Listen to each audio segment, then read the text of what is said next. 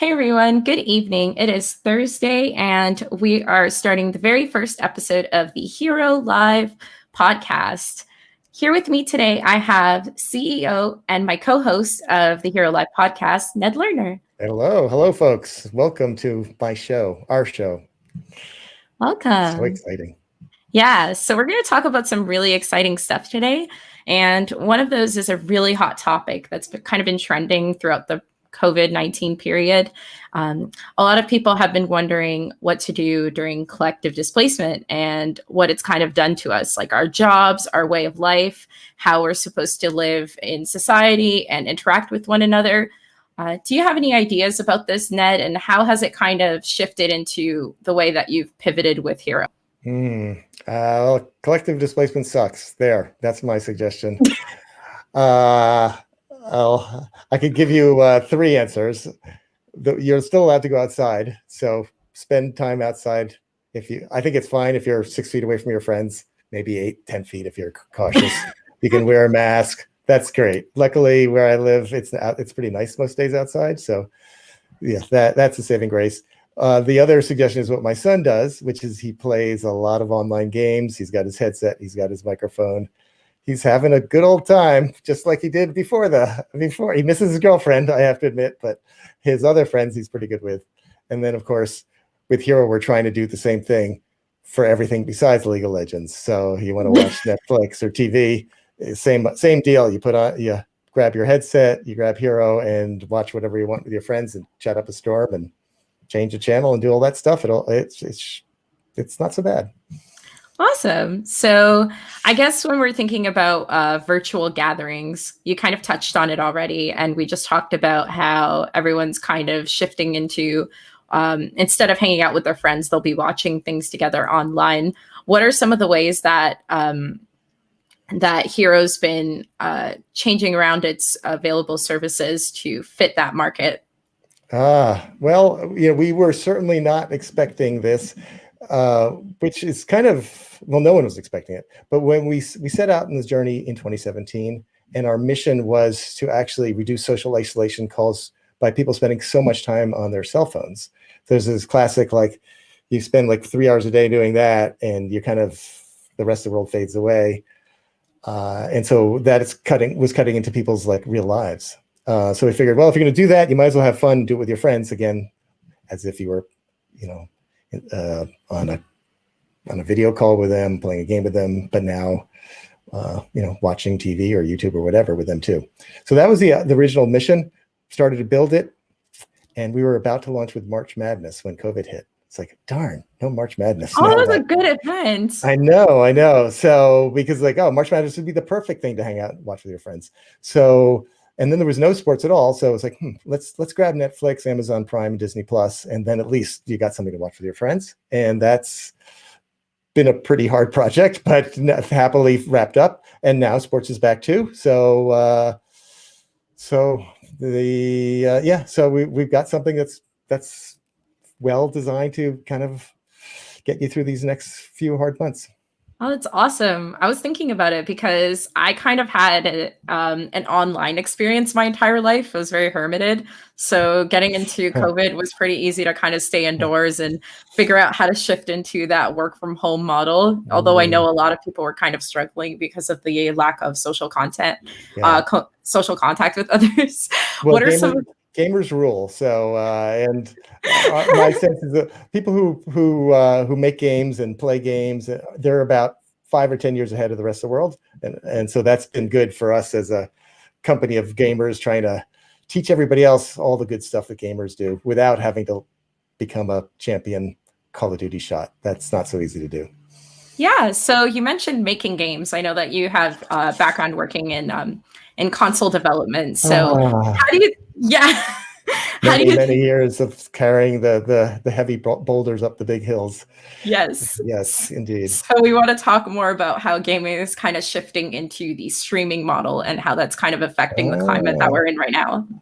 Well, if long answer is like, what was it, like 10 years ago when Twitch came out? It's like, who would ever want to watch somebody play a game? I mean, come on, just play the game. What are you, lazy or something? So I was kind of shocked when Twitch just became this giant rocket ship. It's like, and then I was like, you know what?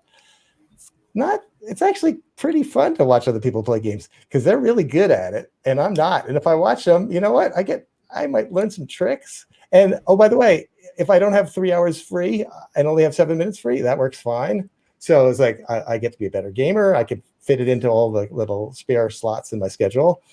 And it's kind of social because you can kind of type and things. So I was like, all right, I get it. It's kind of like watching baseball, except that I can play baseball better after I watch. So I was like, oh, that's a win. So it took me a while to figure out why Twitch was like cool. And then it's like, well, it's cool, but one thing I can't do in Twitch is talk to my friends while I'm watching. So it's kind of a shame. So why don't we fix that? So that's kind of one of the inspirations of Hearo. The other one was, again, multiplayer games and how fun they are. I was like, wow, it's really fun to play games with your friends. Not such a simple piece of technology. As you said, I was at PlayStation for a long time. A lot of pieces to make that smooth and simple and nice. So that's what we're trying to do for companies that aren't a bunch of PlayStation people. It's like, hey, just plug into our platform, you get all the good stuff, and you can turn your movie into a little mini theater with really doing no extra work. We do all the hard work. So something like that. Yeah, that's super cool. I guess I got to be alive while I gradually watched the shift from physical to digital, so it wasn't as shocking for me. But one thing that was super cool that I noticed about Hearo is that it kind of solves that problem of everything kind of feels like disconnected when you're on, let's say, Twitch, you're texting your friends, or if you're on Discord, initially it was text. How do you see the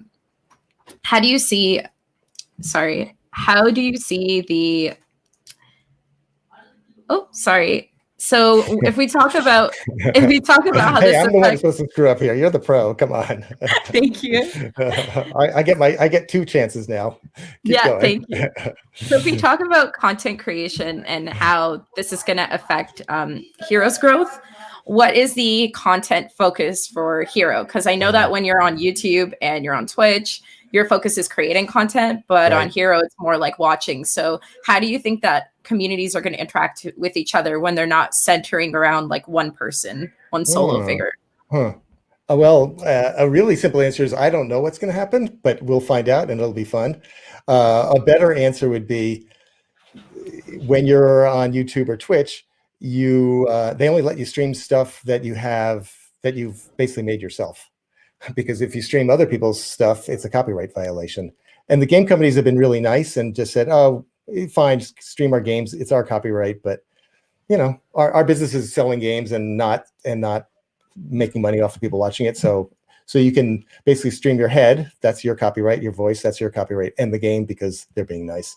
And again, in the world of YouTube, it's a little bit harder. You got to get a camera and some friends, and then you got to do something that's like fun to watch. So Hearo is a little bit different because we're a kind of watch whatever you want with your friends thing. It's perfectly, you don't have to create all the content yourself. You can start with, you can be watching, Star Wars or, Naruto or something, and just yak it up with your friends. And if you think you're fun and cool, you can invite 1,000 other people to listen to you and your friends being so clever about whatever you're watching. Kind of like the commentators in an esports match or a football game. You can even do that in Hearo. You could watch football or Twitch and add your own commentary. So it's like an additive thing. Maybe kind of sort of like TikTok, which is, you don't have to be a musician, but you can add TikTok. You add your video over the audio, and in Hearo you add your audio over somebody else's video. But TikTok only has 30-second clips, and we have the real thing. So we'll see. I think it's a lot easier to add audio over video than it is to add video over audio. Personally, I think it's going to be a lot of fun for creators to go and put their own spin on Star Wars movies or stupid things that happen in the Avengers movies. I don't care. Whatever you guys want to do, have fun. Tell me, we'll figure it out together. Those are going to be some interesting changes. We're going to lead the generation of TikTokers that don't want to do the inverse. Yeah. Remixing the entire world of TV and video is sort of our dream, which should be, who knows what people are going to do with that stuff. But, and if you want to, just sit down with your friends and talk. You don't have to go pro creator on us. Just have fun. Yeah, that's really awesome. So you did mention a lot of different content communities and streams of income that people have been working on and now capitalizing, especially during COVID. We talked about solopreneurship and how it's kind of been impacting people's lives because there are different ways to make money. And instead of working for a regular 9 to 5. So that's something that has definitely been the course of my entire life. I've been project to project, freelancing, working on live broadcasting events and things that are no longer available, unfortunately. And now I'm kind of shifting into doing that remotely. Can we just talk about some of the differences between that and entrepreneurship, like setting up teams? Ooh. Well, I mean, at the risk of dating myself, so when I started making games, it was a one-man thing, like being a streamer these days. And then it got more and more complicated. First it was me, and then it was me and a friend, or two, and then 4, and then 8, and then I had made some money, started a company, and then it was 10, and then I got venture money, it was 50, and then more venture money, and it was 100. So yeah, I mean, my advice to anybody who wants to get in the game business is make a game. If you can't, and if you're an art person, find a programmer. If you're a programmer person, find an art. And if it's still doable. I'm not saying you're going to sell 1 million copies, but you can make something that's kind of interesting and fun. And if you're into it, that's the way to get going. So just kind of hit the ground running. Yeah, well, I see in the newer world we live in, where I see these YouTubers getting TV shows, and it's just, you start small, and you just, if you're lucky enough to start to make some money, you can put more time into it, and then put more time into it, and then make more money, hopefully, and then start to work with other professionals, or you help them, they help you, and so I guess my point is entrepreneurship is kind of, if you're lucky, it's the same thing. You do something you're, hopefully, if you don't love, at least you don't hate, and other people love. Somebody better love it, I'll tell you. Yeah.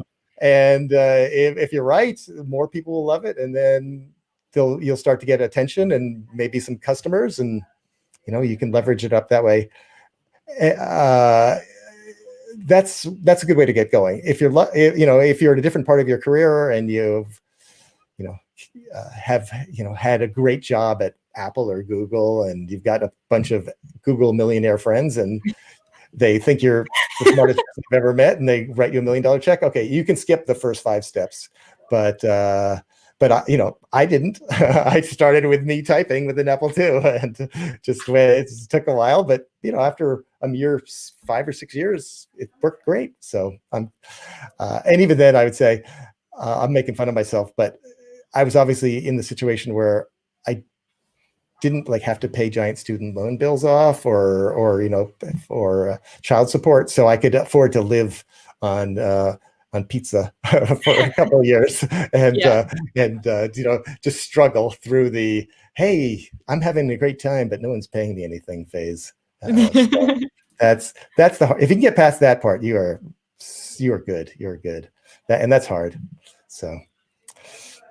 Good luck. Yeah, I don't know. And obviously we're hoping that we open up some opportunities for a new kind of creative person who just curates the best TV shows and the best movies and the best music, and you can do interviews, and I don't know. It's you don't need to have a TV studio anymore to produce fancy stuff.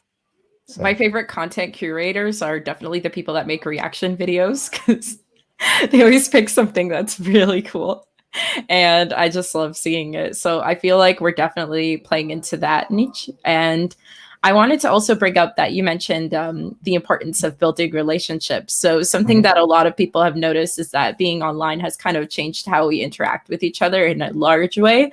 So what were some of the biggest challenges that you faced in doing so when it comes to anything from work to the content you're consuming around with people? Right. So, you can see from my wrinkles, I've been around the block. It took me a long time to realize that the way to have fun and win wasn't just just to spend endless hours in my bedroom typing. It took a really, really long time. But at some point I realized that I needed to work with other people, because I was good at certain things and they were good at certain things. So like I was good at making games, but I really needed to find someone who was good at selling games. That was actually a different skill. And then once I figured that out, life got better.